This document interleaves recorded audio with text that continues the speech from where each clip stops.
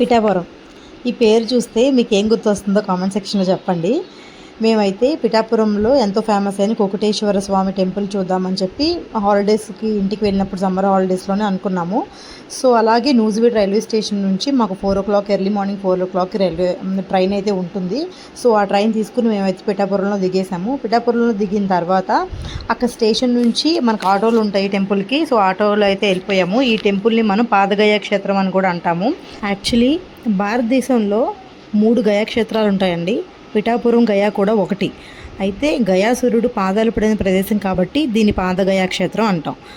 అలాగే 2 గయా క్షేత్రాలు ఎక్కడున్నాయంటే గయాసురుడు శిరస్సు పడిన క్షేత్రం వచ్చి బీహార్ రాష్ట్రంలోని సిరోగయాలో ఉంది. అలాగే నాభి పడిన ప్రదేశం వచ్చి ఒరిస్సాలోని నాభిగయ అంటాం. అలాగే ఇక్కడ అమ్మవారి అష్టాదశ పీఠాల్లో ఒకటైన పదోభృతిక అమ్మవారి అయితే టెంపుల్ ఉంది. నేను ఇప్పటిదాకా వచ్చి 5 శక్తిపీఠాలను అయితే దర్శించుకున్నాను. సో మీరు ఎంతమంది శక్తిపీఠాలకి వెళ్ళారో నా కామెంట్ సెక్షన్లో చెప్పండి. ఇక్కడ గయాక్షేత్రం కాబట్టి పితృకార్యాలు అనేది చేస్తూ ఉంటారండి, ఎక్కువగా చేస్తూ ఉంటారు ఇక్కడ.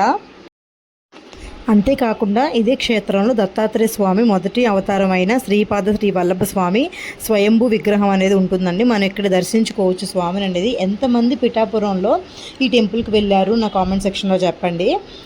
ఎక్కడి నుంచి అని దూరం నుంచి కూడా ఈ టెంపుల్కి అయితే వచ్చి దర్శించుకుంటూ ఉంటారు. సో అది ఫేమస్ కాబట్టి మేము ఒక రోజుని ప్లాన్ చేసుకుని అయితే వెళ్ళాము.